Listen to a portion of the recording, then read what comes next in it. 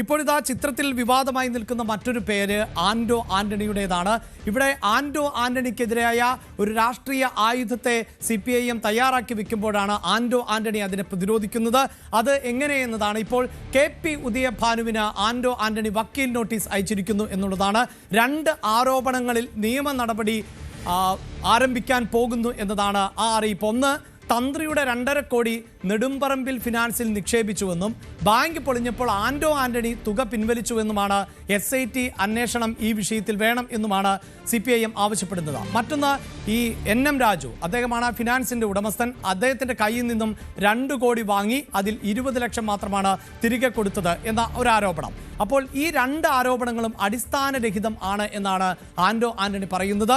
ഈ വിഷയത്തിൽ CPIM നേതാവ്, CPIM ഉൾപ്പെടെ, അതായത് ഉദയഭാനു അടക്കമുള്ളവർ മാപ്പ് പറയണം. മാപ്പ് പറഞ്ഞില്ല എങ്കിൽ 1 കോടി രൂപ നഷ്ടപരിഹാരം നൽകണം. അങ്ങനെ ഒരു ആവശ്യം ആണ് ഇപ്പോൾ ആന്റോ ആന്റണി മുന്നോട്ട് വെക്കുന്നത്. തീർച്ചയായും ആന്റോ ആന്റണിയെ ചൂണ്ടിക്കൊണ്ട് ഇടതുപക്ഷം ഒരു രാഷ്ട്രീയ കരുനീക്കത്തിന് തയ്യാറെടുത്തിരുന്നു എന്നുള്ളത് വ്യക്തമാണ്. അവിടെയാണ് ആന്റോ ആന്റണി ഈ വിഷയത്തെ പ്രതിരോധിക്കുന്നത്. ഡാൻ ആണ് ചേരുന്നത്. ഡാൻ, ഇതാ ആന്റോ ആന്റണി പ്രത്യേകിച്ച് KPCCയുടെ അധ്യക്ഷനായി അടുത്തതായി ചുമതലയേൽക്കുമെന്നൊക്കെ ഉയർന്നു വന്നിരുന്ന പേരാണ്. അങ്ങനെയുള്ള ആന്റോ ആന്റണി വലിയ തട്ടിപ്പുകാരൻ എന്ന നിലയിലേക്ക് പ്രചാരണം CPIMന്റെ സൈബർ ഇടങ്ങൾ നടത്തിക്കഴിഞ്ഞു. അവിടെയാണ് ആന്റോ ആന്റണി നിയമ നടപടിക്ക് ഒരുങ്ങുന്നത്. അതും CPIMന്റെ ജില്ലാ സെക്രട്ടറിക്ക് നേരെ തന്നെ അത്തരം നടപടിയുമായി രംഗത്ത് വരുന്നു. എന്താണ് സാഹചര്യം? ഈ വിവാദങ്ങളുടെ തുടക്കം എന്ന് പറയുന്നത് സോണിയാഗാന്ധിക്കൊപ്പം അടൂർ പ്രകാശും അതോടൊപ്പം തന്നെ ആന്റോ ആന്റണിയും നിൽക്കുന്ന ചിത്രം ആദ്യം സൈബർ ഇടങ്ങളിൽ പ്രചരിക്കുന്നതോടെയാണ് കോൺഗ്രസ് നേതാക്കളെ ലക്ഷ്യം വെച്ചുകൊണ്ട്, പ്രത്യേകിച്ച് UDF കൺവീനർ കൂടിയായ അടൂർ പ്രകാശിനെ ലക്ഷ്യം വെച്ചുകൊണ്ടുള്ള ഈ വലിയ തരത്തിലുള്ള സൈബർ അറ്റാക്കുകൾ, അതോടൊപ്പം രാഷ്ട്രീയ പ്രചാരണങ്ങൾ, രാഷ്ട്രീയ ആരോപണങ്ങളൊക്കെ ഉയർന്നു തുടങ്ങുന്നത്. അതിന് തൊട്ടു പിന്നാലെയാണ് സണ്ണി ജോസഫ് ഈ നിയമസഭാ തെരഞ്ഞെടുപ്പിൽ അദ്ദേഹം വീണ്ടും മത്സരിക്കുന്ന ഒരു സാഹചര്യം ഉണ്ടായാൽ KPCC അധ്യക്ഷ സ്ഥാനത്ത് നിന്ന് സണ്ണി ജോസഫ് മാറിയേക്കും.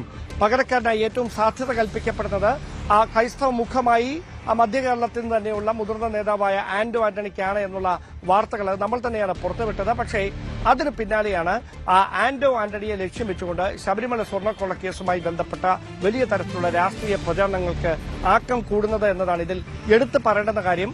അദ്ദേഹവുമായി നമുക്ക് സംസാരിക്കുമ്പോൾ മനസ്സിലാക്കാൻ കഴിയുന്നത് അദ്ദേഹം നിയമപരമായും രാഷ്ട്രീയമായും ഈ കേസിനെ നേരിടാനുള്ള എല്ലാ തരത്തിലുള്ള നടപടികളും ആരംഭിച്ചു കഴിഞ്ഞു. ഇനി ഒരു തരത്തിലും പിന്നോട്ടില്ല. ഇത് കൃത്യമായ ഒരു ഗൂഢാലോചനയാണ് എന്നാണ് ആന്റോ ആന്റണി പറഞ്ഞു വെക്കുന്നത്. അതോടൊപ്പം ഈ ആരോപണങ്ങളിൽ തനിക്കെതിരെ വ്യക്തിഹത്യ നടത്തുക, രാഷ്ട്രീയമായി തേജോപതം ചെയ്യുക എന്ന ലക്ഷ്യത്തോടെയാണ് CPIMന്റെ ഭാഗത്ത് നിന്ന് ഇങ്ങനെയുള്ള നീക്കങ്ങൾ ഉണ്ടാകുന്നത്. അതുകൊണ്ട് തന്നെയാണ് 1 കോടി രൂപയ്ക്ക് നഷ്ടപരിഹാരം ആവശ്യപ്പെട്ടുകൊണ്ട് കോടതിയെ സമീപിച്ചിരിക്കുന്നതെന്ന മറുപടിയാണ് ആന്റോ ആന്റണി നൽകുന്നത്. അതോടൊപ്പം എടുത്തു പറയേണ്ടുന്ന കാര്യം, ഈ സംഭവങ്ങളുടെ പശ്ചാത്തലത്തിൽ അദ്ദേഹം കഴിഞ്ഞ ദിവസങ്ങളിൽ തുടർച്ചയായി വീണ ജോർജിനെതിരെ പരസ്യ വിമർശനവുമായി രംഗത്തെത്തുന്ന ഒരു സാഹചര്യമുണ്ടായിരുന്നു. പക്ഷേ അത് സംബന്ധിച്ച് കൂടുതൽ പ്രതികരണങ്ങൾക്ക് അദ്ദേഹം തയ്യാറാകുന്നില്ല. കാത്തിരിക്കൂ എന്ന് മാത്രമാണ് പറയുന്നത്. അതായത് തന്റെ കയ്യിലും ചില ആയുധങ്ങളുണ്ട്, അത് പുറത്തു വരുമ്പോൾ എന്താണ് ഇതിലെ വസ്തുത എന്ന് എല്ലാവർക്കും ബോധ്യപ്പെടും എന്ന നിലപാടിലാണ് ആന്റോ ആന്റണി. അങ്ങനെയെങ്കിൽ ഇതിനെ ഒരു രാഷ്ട്രീയ വാക്പോരായി അല്ലെങ്കിൽ രാഷ്ട്രീയ ആരോപണ പ്രത്യാരോപണങ്ങളായി മാറ്റുന്ന ഒരു സാഹചര്യം അവിടെ ഉരുത്തിരിഞ്ഞു വരികയാണ്.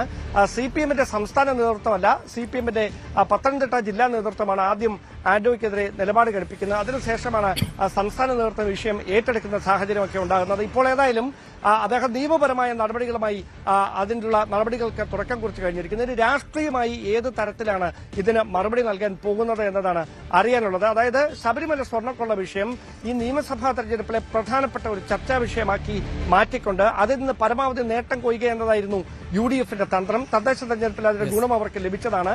അതിനെ ഏത് വിധേനയും പ്രതിരോധിക്കുക എന്ന ലക്ഷ്യത്തോടെ തന്നെയാണ് UDF കൺവീനർ അടൂർ പ്രകാശിനെയും ആന്റോ ആന്റണിയെയും ലക്ഷ്യം വെച്ചുകൊണ്ടുള്ള പ്രത്യാക്രമണത്തിന് CPIM തുടക്കം കുറിച്ചിരിക്കുന്നത് എന്നതാണ് ലഭിക്കുന്ന സൂചനകൾ. യെസ്, ആ നിലയിൽ, അതായത് തനിക്കെതിരായ ആരോപണങ്ങൾ കള്ളമാണ് എന്ന് തെളിയിക്കുന്നതിന് വേണ്ടിയിട്ടാണ് ഇപ്പോൾ ആന്റോ ആന്റണി നിയമപരമായ, രാഷ്ട്രീയത്തിനപ്പുറത്ത് നിയമപരമായ ഒരു നടപടിയിലേക്ക് കൂടി കടക്കുന്നത്. അവിടെ TG സജിത്ത് കൂടി ചേരുകയാണ്. സജിത്ത്, ഈ വിവാദത്തിന്റെ തുടക്കം നമുക്കറിയാം. ഈ വിവാദത്തിന് ശേഷം അറസ്റ്റിലായവരുടെ പട്ടിക പരിശോധിക്കുമ്പോൾ അവിടെ പത്മകുമാർ ആകട്ടെ, വാസു ആകട്ടെ, മുരാരി ബാബു ആകട്ടെ, അവർക്കെല്ലാമുള്ള CPIM ബന്ധത്തെക്കുറിച്ച് വ്യക്തതയുണ്ടായിരുന്നു. പിന്നീട് നമുക്കറിയാം ഈ ശബരിമലയിലെ ഉണ്ണികൃഷ്ണൻ പോറ്റിയുടെ കടന്നുവരവ്, വലിയ തട്ടിപ്പ് നടത്തുന്നു. ആ കാലഘട്ടം ഏത് എന്നത് ഏറ്റവും ഒടുവിൽ അത് പ്രശാന്തിലേക്കും കടകംപള്ളി സുരേന്ദ്രനിലേക്കും ഒക്കെ എത്തി നിൽക്കുന്നു. അതിനിടയിലായിരുന്നു അടൂർ പ്രകാശ്, സോണിയാഗാന്ധി ഇവരൊക്കെയായി ബന്ധപ്പെട്ട് ഉണ്ണികൃഷ്ണൻ പോറ്റിയോടൊപ്പമുള്ള ചിത്രങ്ങൾ ഉൾപ്പെടെ പുറത്തു വന്നത്. അത് വലിയ ആശ്വാസമായി മാറി ഇടതുപക്ഷത്തെ സംബന്ധിച്ചിടത്തോളം. BJPയും ഇതിനെ രാഷ്ട്രീയമായി തന്നെ കൃത്യമായി മുതലെടുക്കുന്നു. കഴിഞ്ഞ ദിവസം കൂടുതൽ വാർത്തകൾക്ക് News 18 Keralam YouTube channel subscribe ചെയ്യുക.